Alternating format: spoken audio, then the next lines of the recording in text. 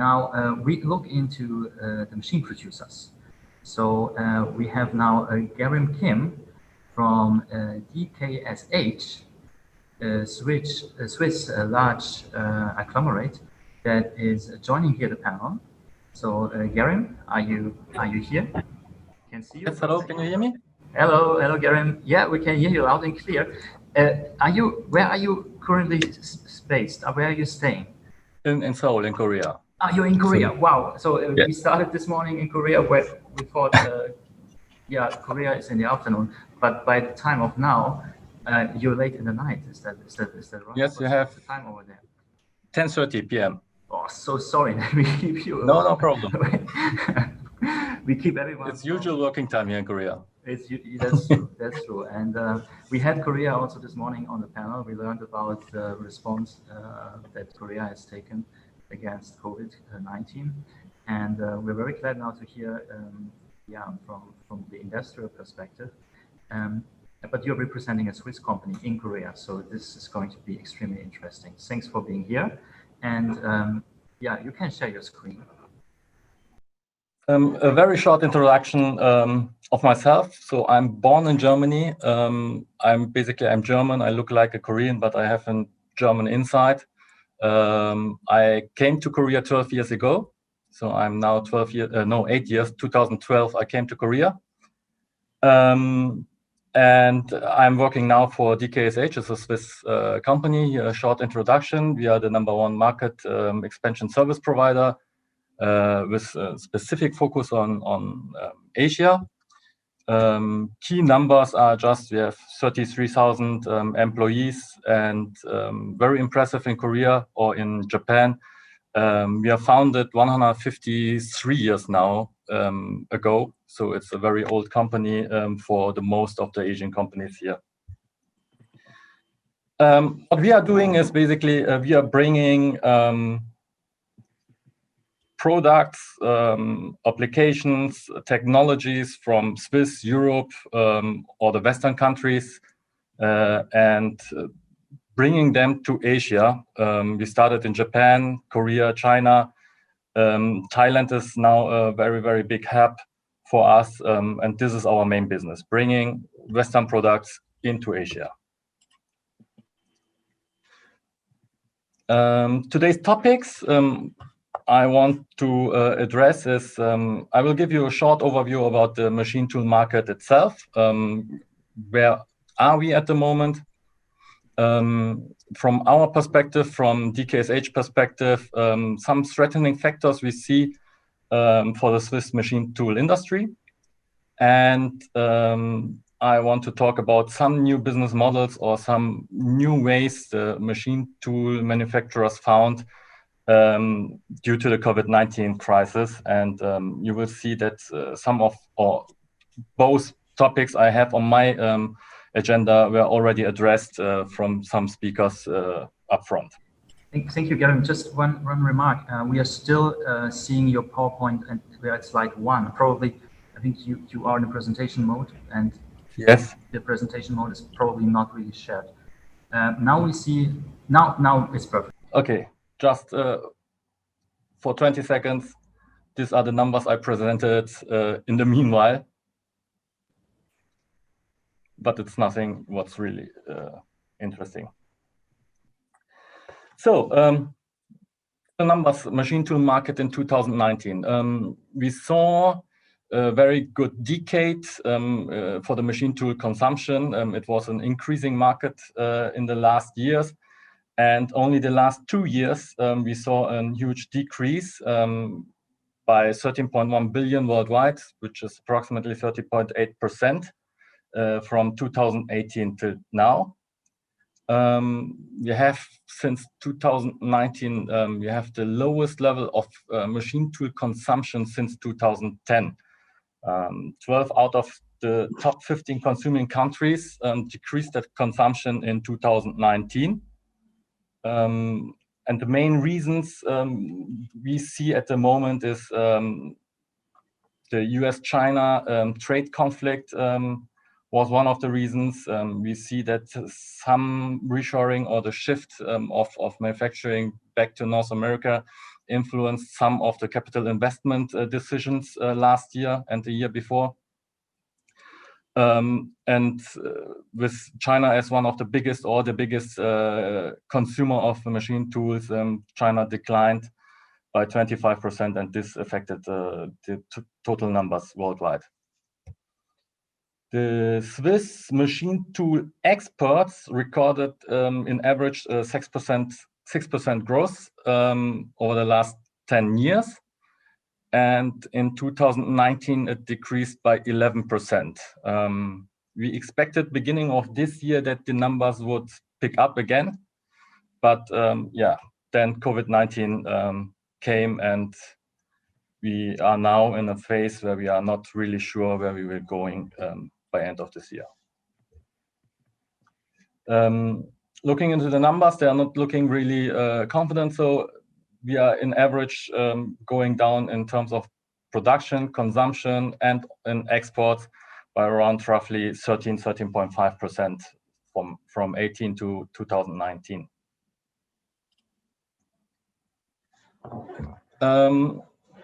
Who are the main market or the main countries in terms of machine tool consumptions? Who are the users of this machine tools worldwide? You will see always these 6 countries on the list, on the top of the list. There is no much movement here. It's always China, US, Germany, Japan, Italy, and South Korea. And on the other side, if we are talking about machine tool exports, then you will see the world champion in terms of export is Germany. And we have Taiwan and Switzerland here as 2 countries with high percentage of export compared to their own consumption in the country. Then let me go into the threatening factors, which we see here at the moment from our company and also from many of our suppliers. One of the threats we see here is a market transition to the electrical vehicle. It's the automotive industry. And since we expect and the shift from conventional cars to electrical vehicles already started, the numbers are still quite low, but everybody is talking about this topic. Tesla, everybody knows Tesla now. So we are expecting that there is a transition to electrical vehicles, and it's just a question of time. When will this happen?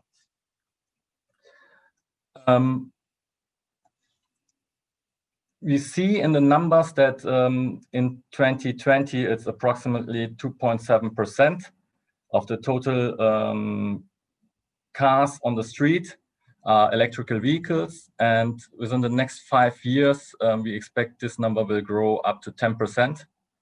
In the next 10 years, we will see that 30% of the cars on the streets will be electrical vehicles.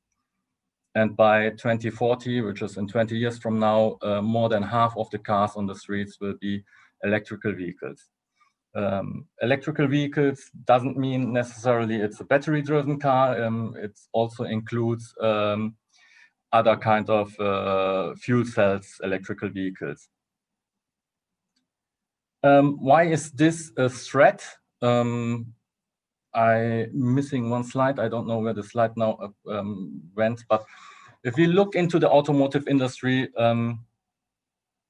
the car manufacturers at the moment, a conventional car has approximately 30,000 parts.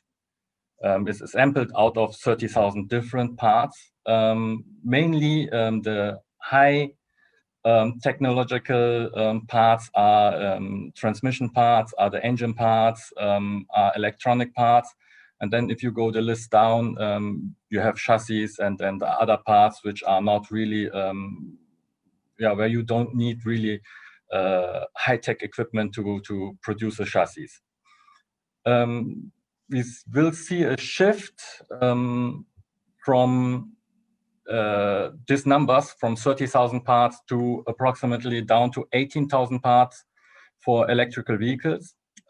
These numbers we will lose approximately 40% of all parts in the assembly, and this means also that the machine tool manufacturers, they are losing just some of their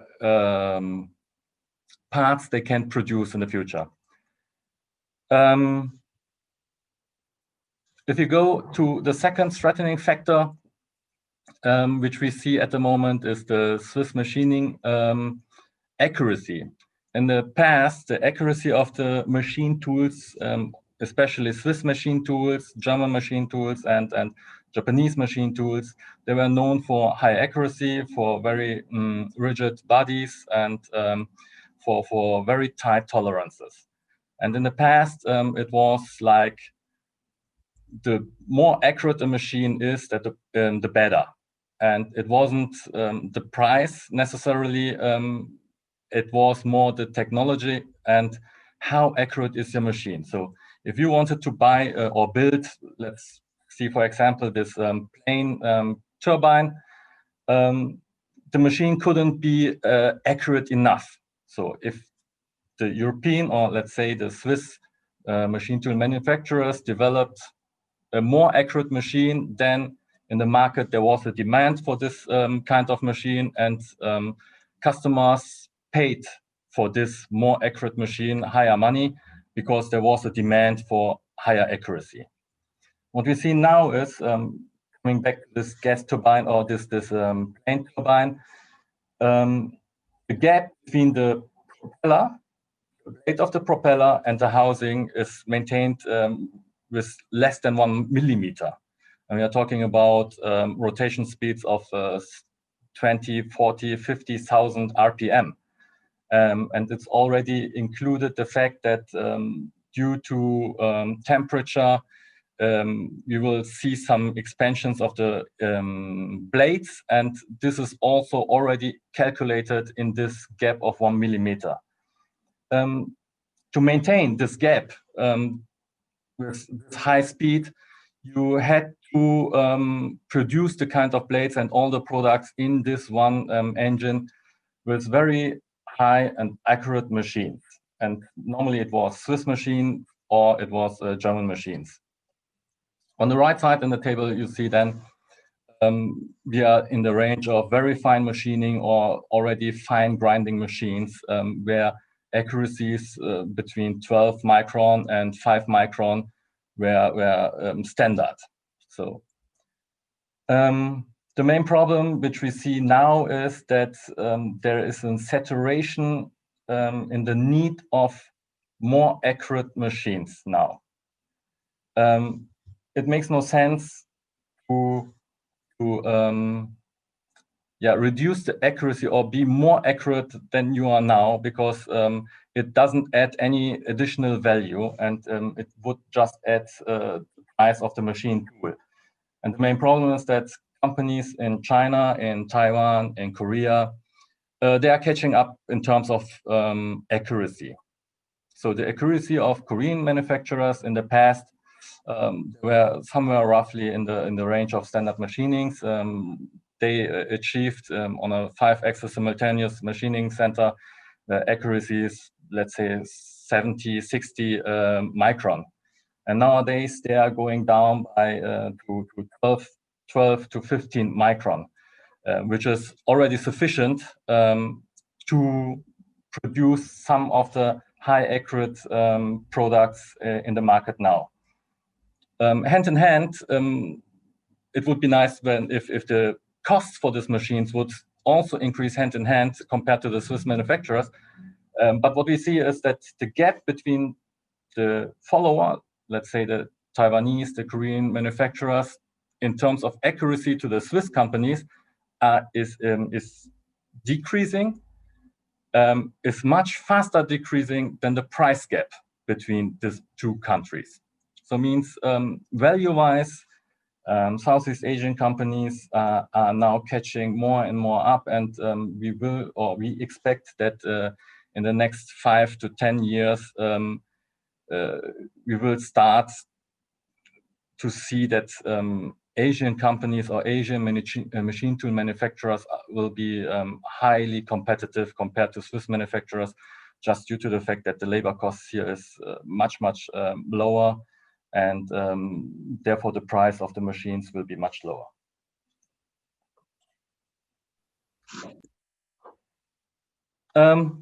Yeah, now let's switch to the new business models during the COVID-19 pandemic.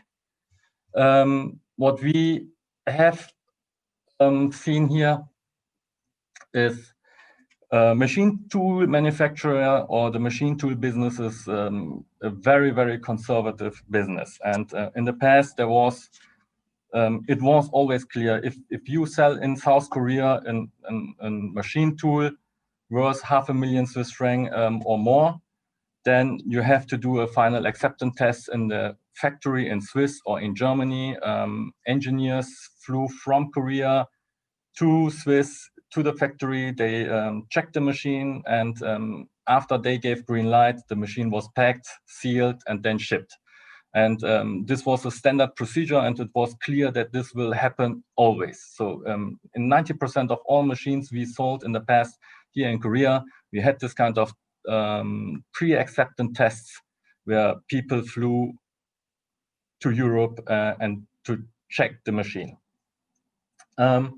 This kind of travels are reduced. What we see is that virtual engineering and now with software like Teams, Zoom, Skype, we see that out of the crisis, all of the sudden, it is possible to make a machine inspection without flying people physically from South Korea to Swiss.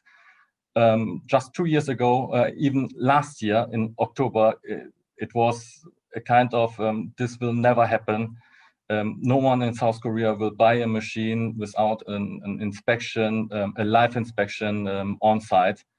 And then COVID came, and all of a sudden it works.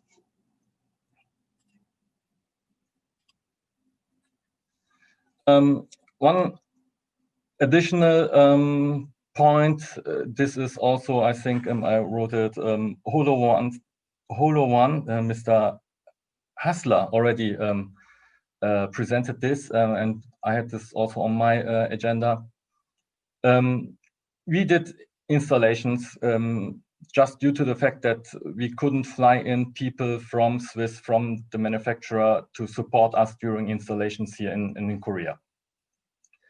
So what happened is we used then these lenses where the engineers in the factory could guide us through the lens, through these googles, and just one by one guide through the complete installation. And it took, let's say, 20 or 30% more time to do this installation. But in the end, we were able, due to this new technology, to install even machines which we never have had installed here in Korea by ourselves. So same what Mr. Hassler told during his presentation. This is some technology which we see as one of the main benefits or main plus we will gain out of COVID. We will see that with this kind of lens, we will be able to do also engineer trainings. We will be able to do application trainings without having someone from overseas necessarily here in our country. This will save time, this will save a lot of money, and this will make life, I think, in the future much easier for a lot of engineers here in Korea. And together with this lens, what we saw, a lot of exhibitions were cancelled this year. So in Korea, the biggest exhibition for machine tools, Sintos, was cancelled.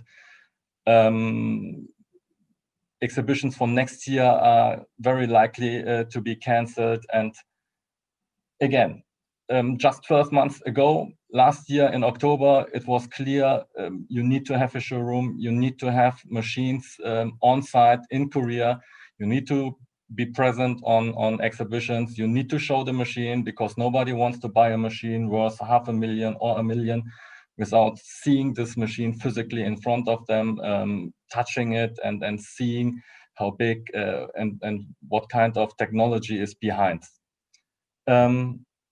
And then again, after COVID, we saw this year, we had a pack impression. It's a packaging exhibition. It was canceled, and then companies started to gather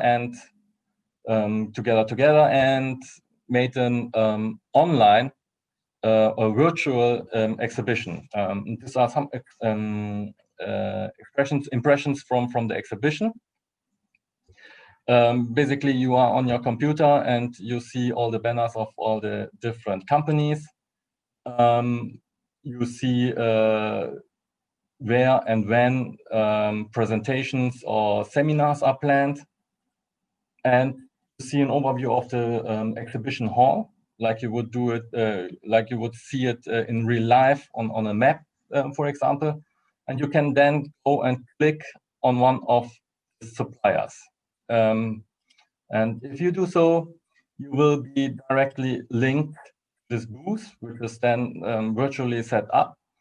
You would have then someone in front of you virtually sitting on his computer, able to support your or answer your questions face to face.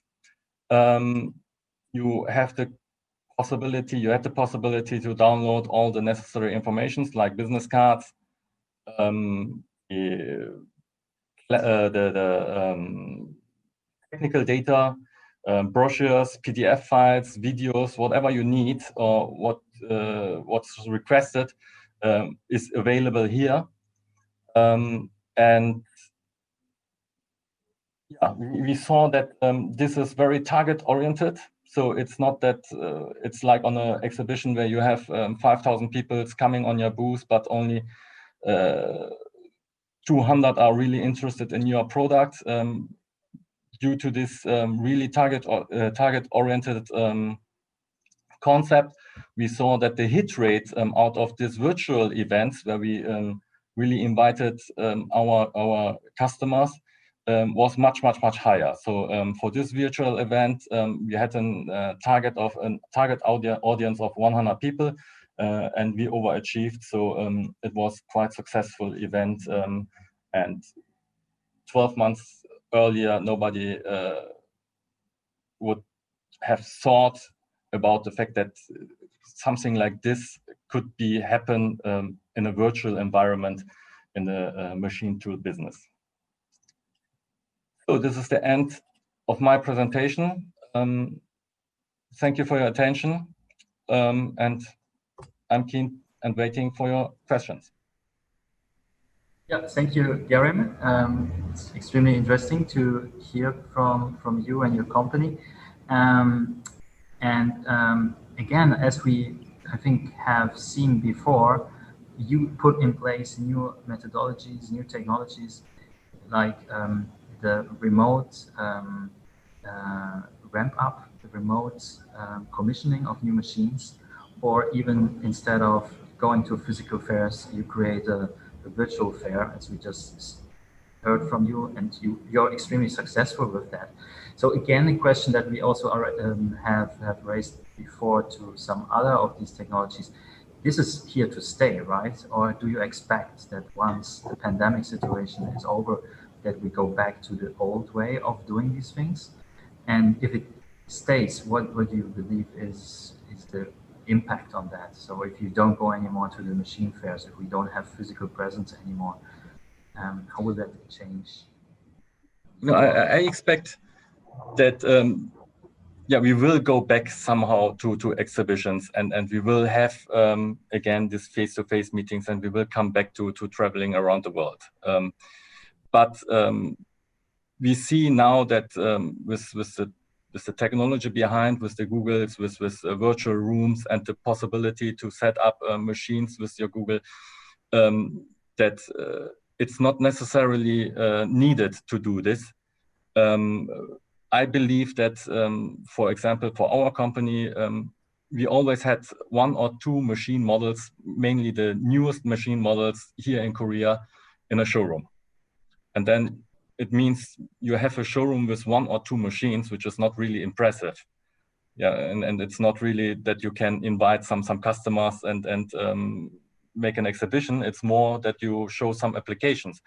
But with the new technology, you would have then really 2 live machines on site here in Korea. But with the technology, you could then set up also a virtual environment where you show all the other machines which are not here in Korea. I think this will be a mix in the future. So kind of hybrid model again. Yeah. Yes. And how do you have a feeling? So you have projected a little bit the outlook for, let's say, the European machine tool manufacturers, and there are a few challenges, right? You mentioned the electric vehicles. You mentioned that Asian manufacturers are catching up and so on. And what's your projection on that? So how can Swiss machine tool producer, let's say, stay competitive in the future? Is there a chance for digital technologies, let's say, to create some sort of differentiation, or do we lose this competition? So our projection at the moment is that at least 25% of the manufacturers worldwide will disappear in the next 3 to 4 years. They will just lose the fight against the pandemic and the current crisis, or they will be consolidated. We see that a lot of our suppliers are worried. They have brainstorming sessions also with us. They are looking into new markets. They are looking into what can be produced now in 5 years. Especially for Swiss machine manufacturers, I believe there are not really big. There are not so many really big players. They are really strong in their niche. They are hidden champions, a lot of hidden champions, which is good. And they are much more flexible to change some directions. So it's not that they are really big companies. I heard the presentation from ZF earlier. ZF was one of the companies for us where we thought, okay, what's ZF doing in the future if electrical vehicles coming? But as I heard, so everyone has somehow a plan now. And for the Swiss companies, I believe they will find small niches to survive. Excellent. Thank you so much again. We had a question during your presentation from Andreas Batschkis about the figures for 2020. Andreas, I can give you also here the permission to speak, actually. Andreas, do you still have a direct question to Gyerim on that? Hello? Hello, Andreas, we can hear you. Yes, thank you for giving me the opportunity. No, I was watching the numbers about the machine tooling industry that was presented, and you were referring to 2019 or changes from 2018 to 19. Could you describe what the slowdown in 2020 has been in your market? Year to date, yes, perhaps? So from our perspective, so I can only talk about the products we are selling. We have a huge decrease. So in the first 6 to 7 months, the order intake was quite high. But after July, we saw a huge drop. And this is, I mean, the pandemic started in February here in Korea, but due to the nature of these investments, this is a high capital investment. Most of them started already last year. So it takes approximately 12 months before you sell a real big machine. So they started the investment, or the planning for the investment last year, maybe in June or in September, and they finished it. They placed the order, but since beginning of the year, we see that there are no further plans to invest in capital investments. So we see a huge drop at the moment. Okay, yeah, thank you. What we see in other places. Perfect. Thank you, Andreas, for your question. So the situation is alarming. We have to see how it's going with the pandemic and with the economic situation. We hope the best. And once again, thank you so much, Gyerim, for your contribution here in this session. And we have now heard from the automotive. The automotive is consuming machines. So we heard ZF is one of your clients. And we move now one step further to the people that are actually integrating this technology in the factories. We have, and I'm going to share my screen right now, on the panel, live from Monterrey, Mexico, Miguel Mendoza. Miguel Mendoza is the CEO of the company ADS Automated Data Systems. And Miguel, you work quite closely with, I think, all the big OEMs in the automotive industry, but not only. So how is the situation in Mexico as a machine integrator?